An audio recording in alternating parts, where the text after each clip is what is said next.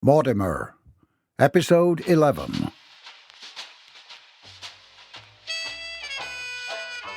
Thank you for tuning into Mortimer, a book written by M.W. Cedars and narrated by Michael Drew.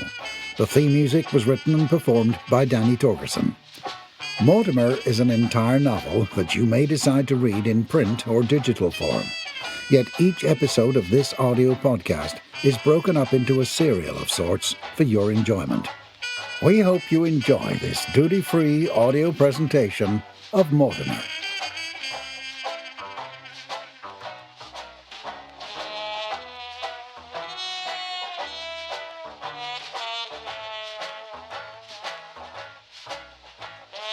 I've never paid much attention to those soapy radio dramas, but apparently there is now one about our esteemed master of the house.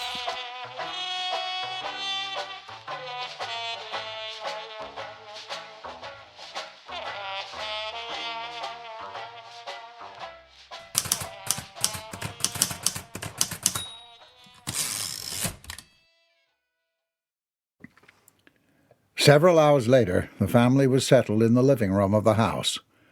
Despite Bobby Sue's best efforts at cleaning up the mess from Percy's earlier escapades, the whole house still smelled like an outhouse. "I don't know what we're going to do." Bobby Sue looked up from her needlepoint. "Percy's got to get an education." "I'll help Pa with the tobacco." "Oh, no," Jeb rounded. "You're going to finish school. And the only way I see it is to send you to boarding school. Teach you to behave like a normal person." "Boarding school? We can't afford that, baby." Bobby Sue held back a tear as she thought of her only child going away. "Don't send me away. I know how to be normal. I'd rather die than go to boarding school."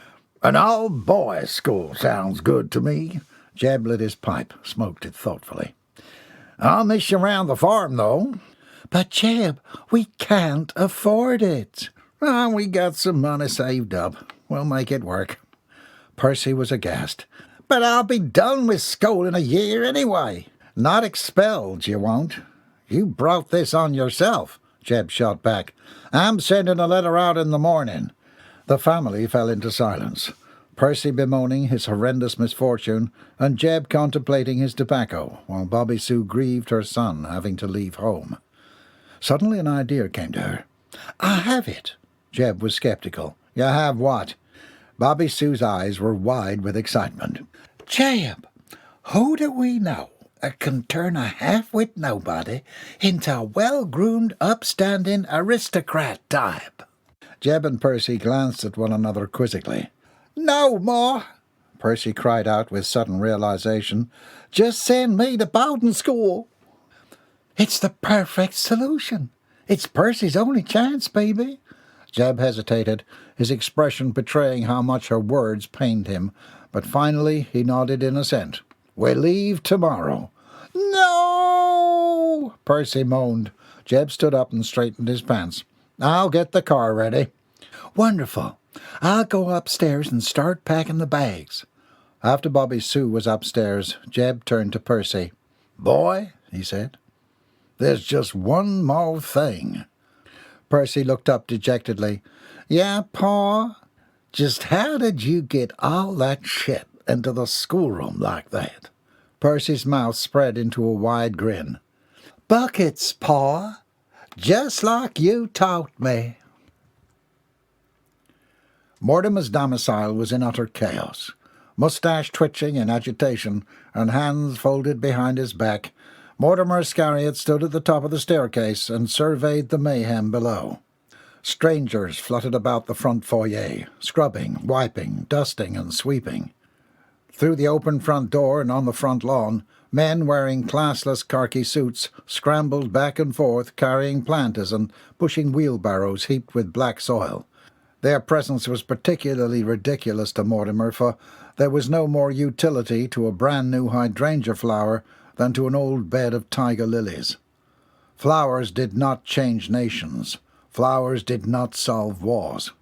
Moreover, the excrescence they had been erecting along the walkway for the last day and a half reminded Mortimer of nightmares he'd endured as a child. He shuddered and forced his thoughts back to the present.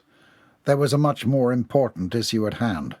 Neville had forgotten to bring him his breakfast. Mortimer had been up with the sun and spent the entirety of the morning working, and at this moment he was at the crux of an exceedingly important project. However, because of his butler's pugnacious negligence, it was very possible that everything would be ruined. Mortimer scowled as a particularly enthusiastic interloper zipped by, a trail of silver tulle flowing gracefully behind her. She all but screeched to a halt as another woman came around the other corner. "Oh dear, sorry about that," the first said with a voice reminiscent of a rusty door hinge. "But since you're here, I've loaded more in the Scooby." "Oh, all right. Are we bringing it around the back?" the second asked.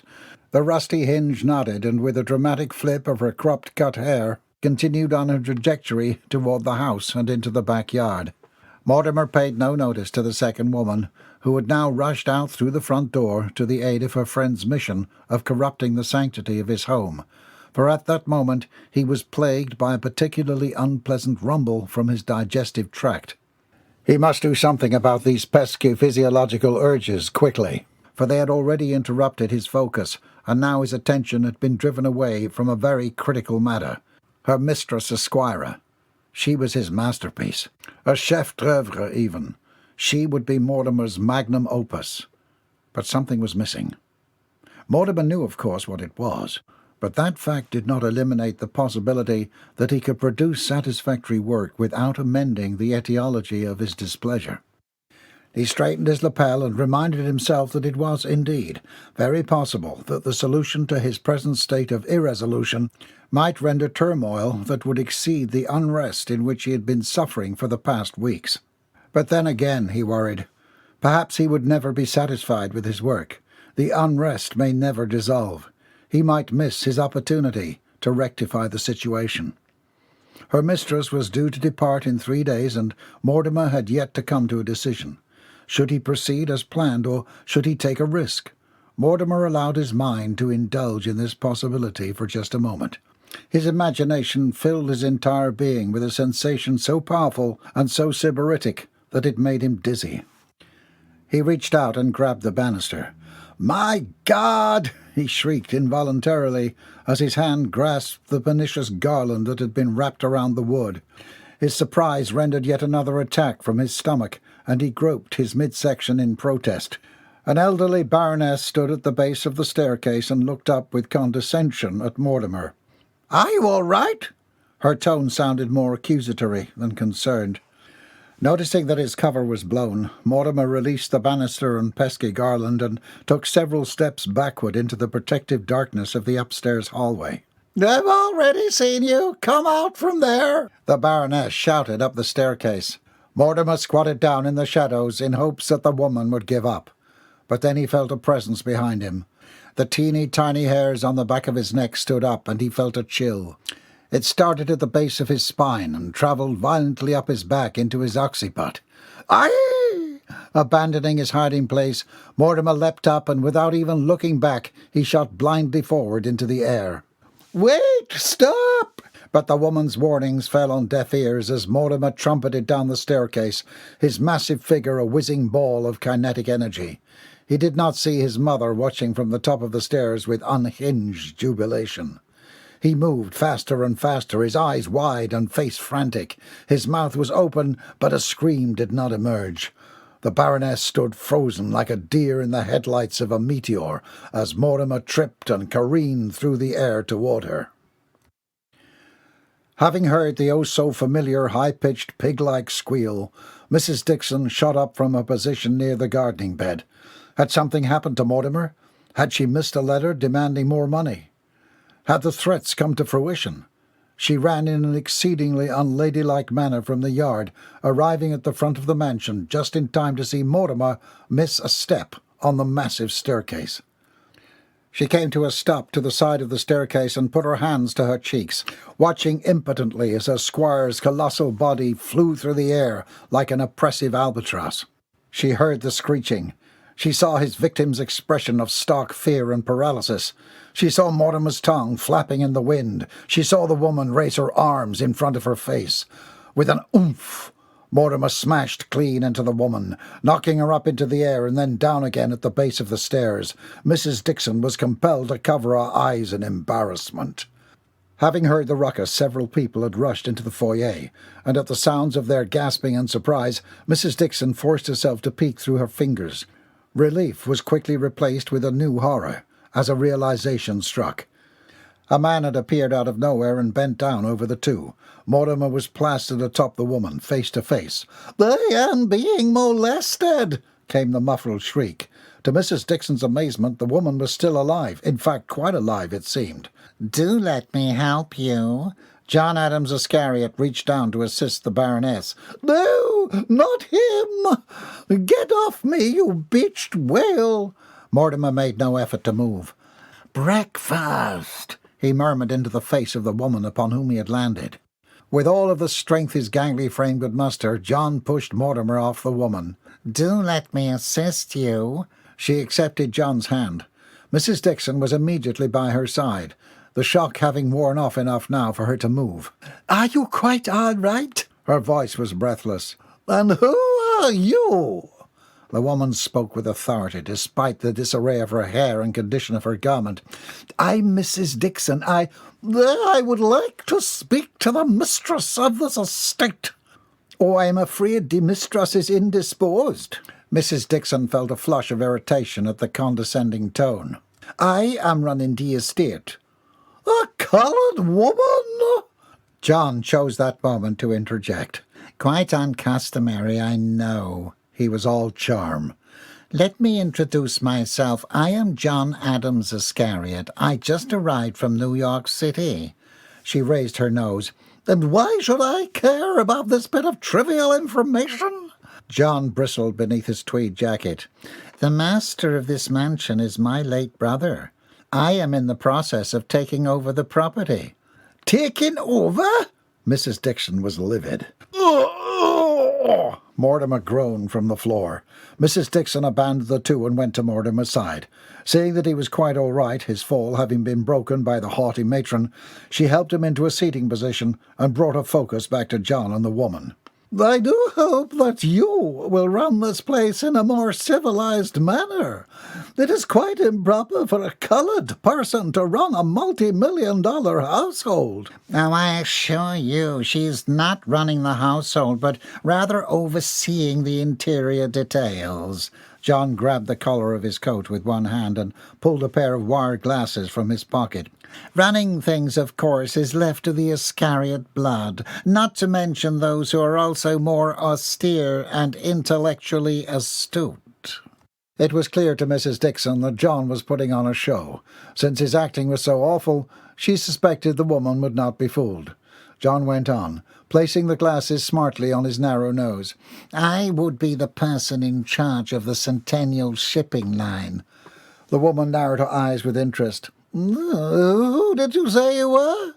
John took off his hat and bowed slightly. "John Adams Ascariot. I was named after the second President of the United States." "Oh, I'm sure you were." Neville entered the foyer at that moment, carrying a small grey dog in his white-gloved hands. "I found a poodle," he announced with boredom. "Excuse me?" Mrs. Dixon felt a flutter of panic. "Of course, this house is being overrun with vermin." The Baroness glared at Neville with disgust. "And who might you be?" John tried to redirect her attention back to him. "I am Mrs. Longhorn." Mrs. Dixon laughed out loud, for there was clearly some mistake. Mrs. Dixon knew Mrs. Longhorn was at least 20 years younger and 100 times lovelier. "Neville?" Mrs. Dixon grabbed Neville's arm and drew him away from the others. "Mortimer has not had his breakfast. Can you bring him into the kitchen?" "Oh, well, Mrs. Peabody has an army of women in there. I hardly think she will permit us to enter her sanctuary." Neville held up the mangy dog. "What do you want me to do with this?" "Oh, I don't know." Mrs. Dixon looked over her shoulder at John, who was still talking with the woman who'd identified herself as Mrs. Longhorn. "Figure it out." "My digestion," Mortimer moaned. "When did he get here?" Neville gestured toward John with a nod. "Did she come with him?" "Get that beast out of here and feed Mortimer. I'll explain later." By the time Mrs. Dixon turned back around, the woman and John had disappeared. She looked about the foyer, anger rising in her chest. Because of her colour, she had experienced a little bit of resistance from the community in the beginning. However, Georgetown was a small town, and in a short time Mrs. Dixon had gotten to know practically everyone. She'd been quite accepted, and no one had even blinked at her looks in years. It was commonly understood that she ran the estate, and most folks commended her for her commitment to the Ascariot family. Beyond that, she was respected. She had not been treated so abominably in 15 years at least. This woman was clearly not from Georgetown. "Excuse me, Mrs. Dixon," a small voice said from behind. "Can you come into the yard and tell us what you think of the gazebo?" Mrs. Dixon forced a smile onto her face. Despite the uncouth opinion of the arrogant, decrepit old hag, Mrs. Dixon was classy, regarded with high esteem, intelligent and professional. She turned to the lady behind her. "Of course. Let's take a look, shall we?" "No one has seen MH1253 since she escaped." The superintendent's jaw was clenched as his eyes scanned the report that had just come across his desk. Carter crossed his ankle over his opposite knee and waited while his superior read. "She's reported to be a master of disguise. When you combine that with lascivious charm, she could be hiding just about anywhere." It's times like this. I wish I hadn't retired." "You didn't really retire," Carter smirked. Ignoring his colleague's comments, the sergeant teepeed his fingers in contemplation. Then his grey eyes lifted. "She's coming back to Georgetown." "Well, how do you know?" "Do you know what a critical mass is, Carter?" "Can't say I do." The older man shoved the piece of paper aside and leaned forward. "It refers to the minimum size or amount of something required to start or maintain a venture." "Oh, I see." "This is not just about murder. This involves something bigger, a massive operation." "Money?" "Usually. Consider her targets. Rich, aristocratic men. If it's not about money, then I'd say we're dealing with a bona fide sociopath." Carter was too much of a seasoned cop to shudder. Instead, he lit a cigarette and pondered. "She'll be more powerful with her team. A bigger amount of something." "She's vulnerable on her own," the superintendent agreed. "And eventually she'll be caught." "You really believe she has a team in Georgetown?" "Preliminary investigative reports say that operations originated here. There are procedures put into place that made Georgetown an ideal location, especially considering the high volume of port trade." "Well, she had allies like you suspect. They'd be stupid to stick around. They'll be caught." "They have to be here, otherwise she wouldn't be able to find them." Carter's companion shook his head. "It'd be too risky to send a telegram, and how would they find an address to send it to, anyway?" "I still think it seems a bit risky to stay here where the arrest was made. They have to know we're on high alert." "But 2 years have passed. After enough time, people grow careless." "Can't argue that." "I know that we have no actual evidence that she had a team, and that would be to their advantage. First glance, the clues pointed to her being a solo felon. They're likely banking on that."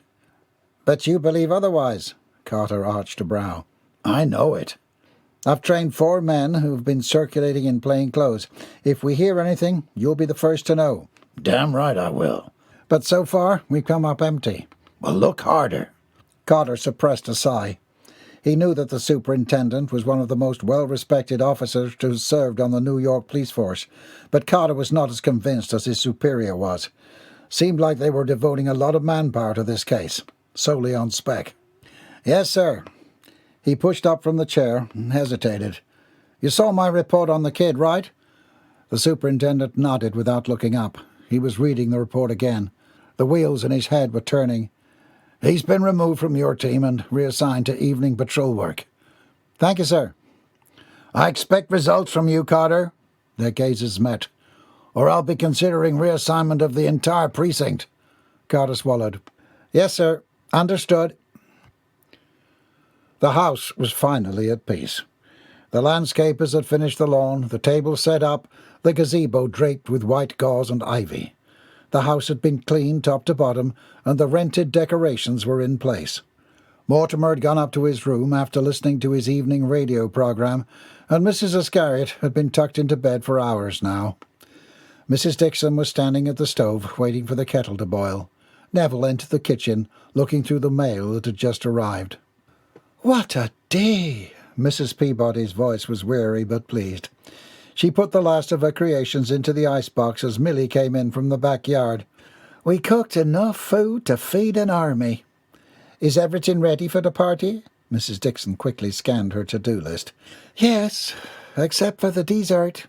Mrs. Peabody wiped her hands on the spotless apron tied about her waist.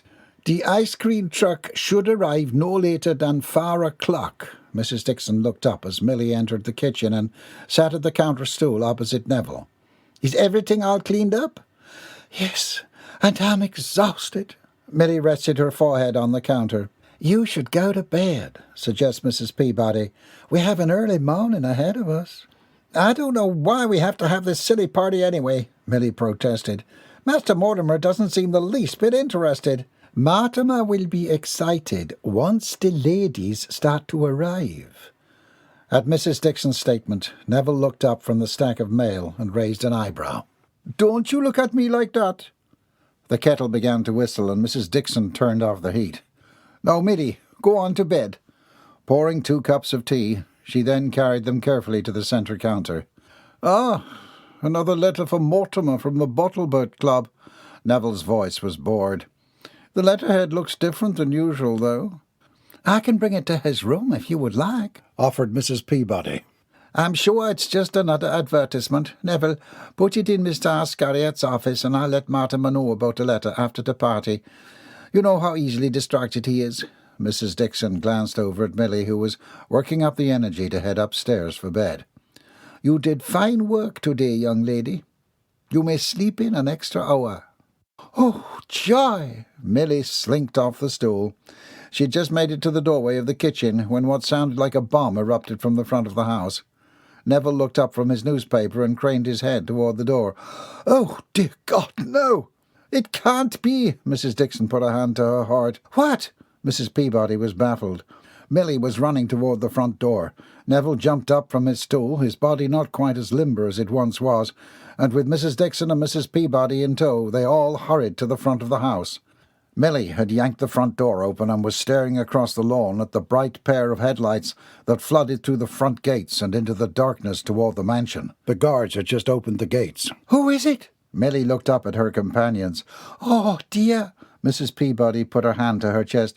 "Maybe people got the date and time for the party wrong." "No, Philinda." Mrs. Dixon pushed past them and grabbed her wrap from the coat rack behind the door. "It's worse than that." She stared down the steps toward the gate. "We should go with her," Neville grumbled to Mrs. Peabody. "Milly, that's enough for tonight."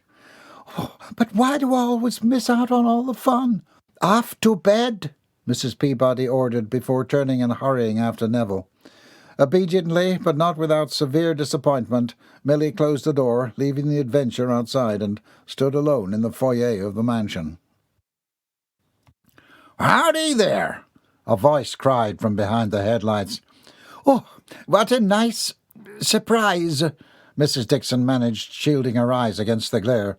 "How about you open them there gates and let us in? Bobby's got a wee like the Dickens." There was a hesitation, and Neville glanced over his shoulder at Mrs. Dixon. She pressed her lips into an irritated line.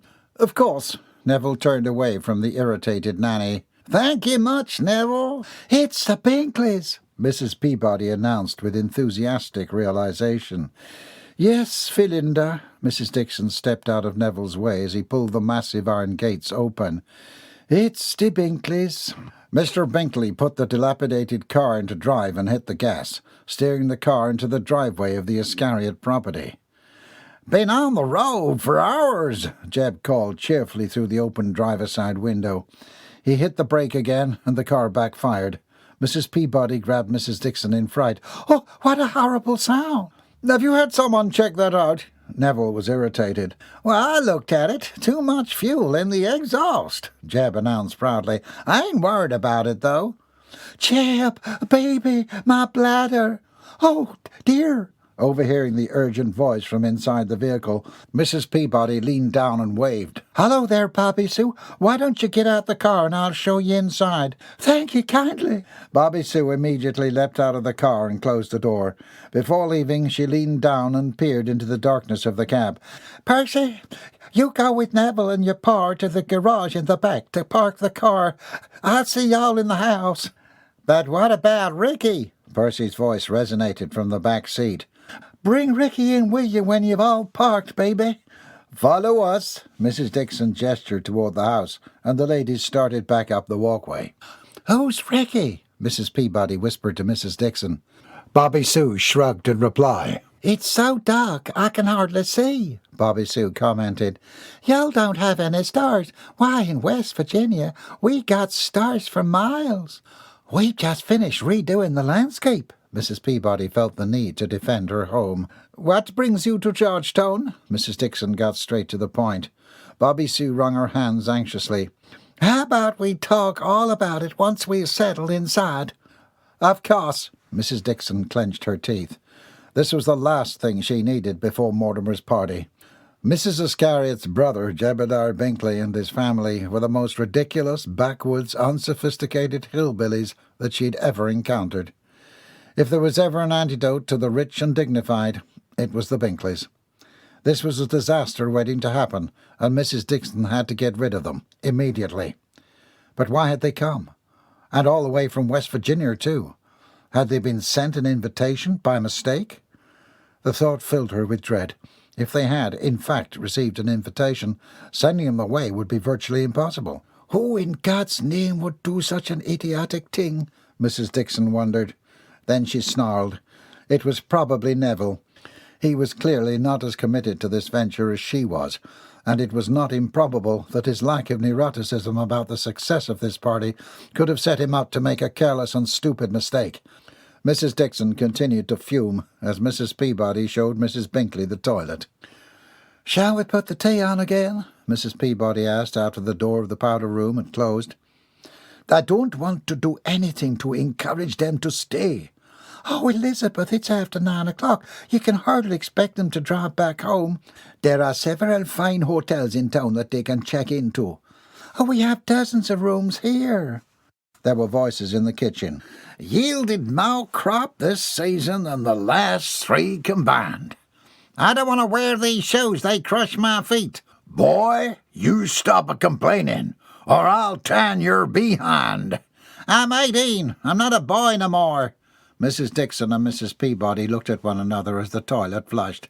"Don't say I didn't warn you," muttered Mrs. Dixon. Mrs. Bingley emerged from the bathroom looking much more cheerful. "Is that my boys I hear?" "I must ask you to keep your voices down," Mrs. Dixon said, feigning equanimity. "There are people asleep in the house." At that moment the front door opened and a man in black stepped into the shadowed manor foyer. Mrs. Dixon whirled around at the sound, and her heart stopped. The figure was looming toward them, draped in a cloak from shoulders to feet. It was the killer. Fear was like a bucket of ice that drenched her in frozen terror. Unable to move, Mrs. Dixon's mind went blank. She willed herself to move, but her feet were glued to the floor. She had failed. Failed the Ascariots and her friends. Mrs. Peabody had been right. They should have notified the authorities. But she, in all her pride, had told them not to, that she would take care of it. All of it, ending with the blackmailer walking in through the front door and murdering every last one of them. Mrs. Dixon bemoaned her demise. For only moments ago she had thought they had arrived at the apex of disaster upon the unwelcomed arrival of the asinine Bingleys 2 days before the party that was designed to ensure her emancipation. Now she could only wish to have been that lucky. With a shriek of terror, Mrs. Peabody passed out. Mrs. Dixon, jarred out of her internal eulogy, jumped away as a mighty squeal erupted from behind them. "Yee-haw!" Bobby Sue put her head down, and with fists flying she shot across the foyer, with a war cry emitting from her throat. "What the woomph!" Mrs. Bingley pommel drove her head into the killer's abdomen, much like a rabid ram might strike its opponent. "Oh, ouch!" cried the shadowy man. "Stop that this instant!" Mrs. Dixon put her hands to her lips to stifle a laugh. What are you doing to my wife? Jebediah Bingley rounded the corner with Neville and Percy by his side. Mrs. Dixon turned on the foyer light, flooding the room with light. Well, what do you know? Mr. Bingley grinned as he realized that his wife had knocked John to the marble ground. She'd climbed on him and was presently slapping away. We got ourselves visit from the city boy. Jeb elbowed his son. Look at that, Percy. Yo mama's beating up your Uncle John. Ha! Maybe she should stop assaulting your sister's brother-in-law, Neville suggested from behind. She's just having a little fun. But as suggested, Jeb went to his wife and captured one of her flailing hands. Baby, Bobby, darling. Let me at him, she spat, her eyes manic and wild. Baby, it's old Johnny boy. Come now, you're gonna make him cry. She straightened herself and her pretty face broke out into a wide grin. Well, well, ain't that a fact? My God, woman! Teach you to walk into someone else's house uninvited? Mrs. Dixon suppressed the urge to laugh at the exchange. The visit from the Bingleys had taken an unexpected turn for the positive. She crossed her arms and watched as John wriggled around on the floor in an attempt to regain his dignity. What happened to that lady? Percy gestured toward Mrs. Peabody.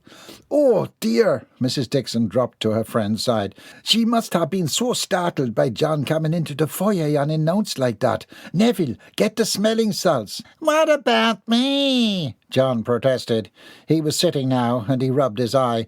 I think she gave me a black eye. You brought this on yourself. You need to get a little country in you. Bobby Sue knelt down to look at John's face. That was far too easy. I've seen men half your size put up a better fight.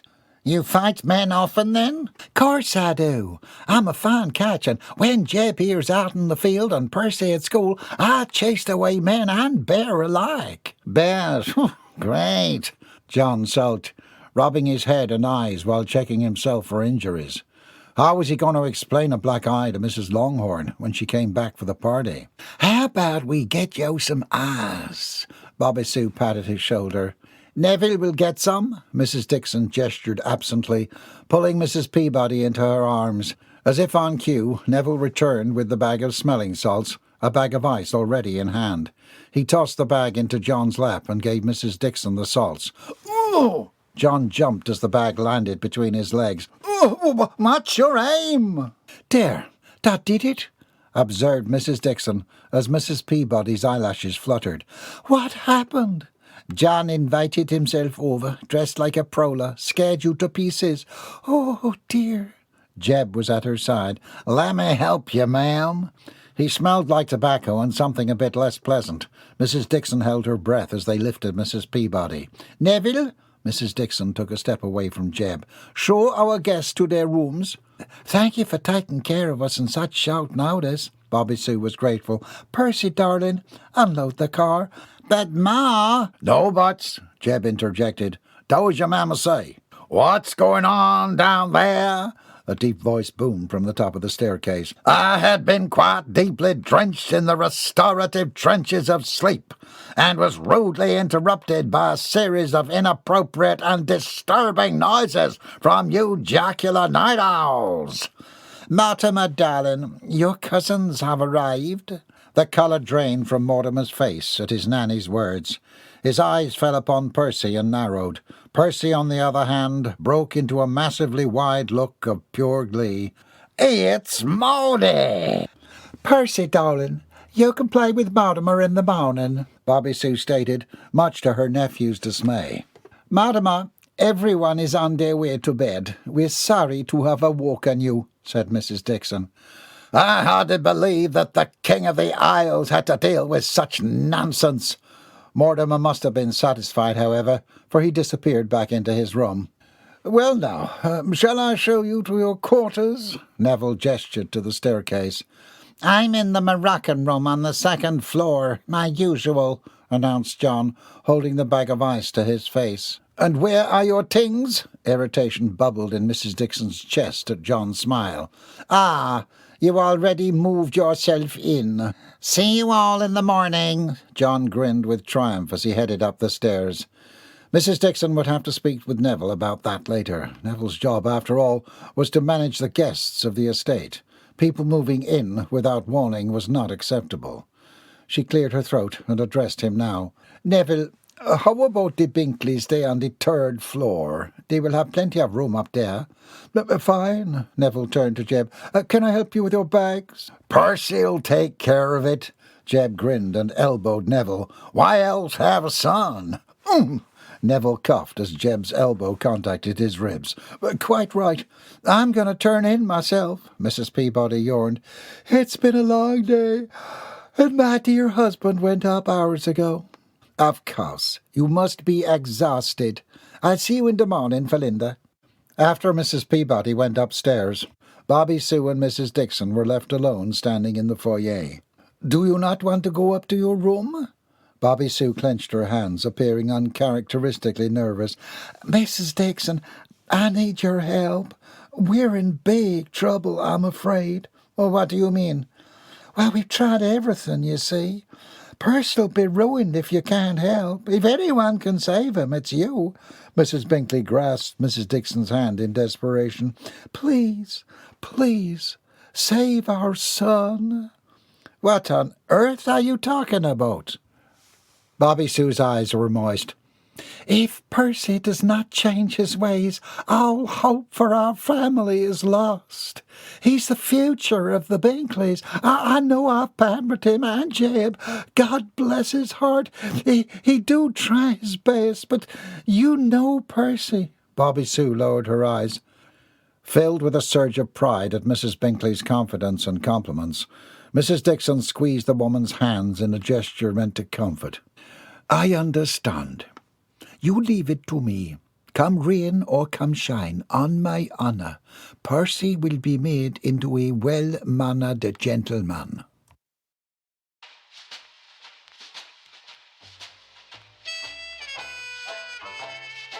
Learn more at www.mortimerbook.com. Copyright 2022 M.W. Cedars. Written by M.W. Cedars, the author's pseudonym, audiobook performance by Michael Drew. Neither this author, nor affiliates, comrades, patriots, or associates are engaged in rendering professional or non-professional advice, services, recommendations, or any other suggestions of any kind to the individual reader. This book is purely fiction, and all opinions and all likenesses of characters, industries, cities, or associations with any place or anyone you know are purely coincidental. Thank you for subscribing to Mortimer, a book written by M.W. Cedars and narrated by Michael Drew. The theme music was written and performed by Danny Torgerson. Be sure to download the next episode.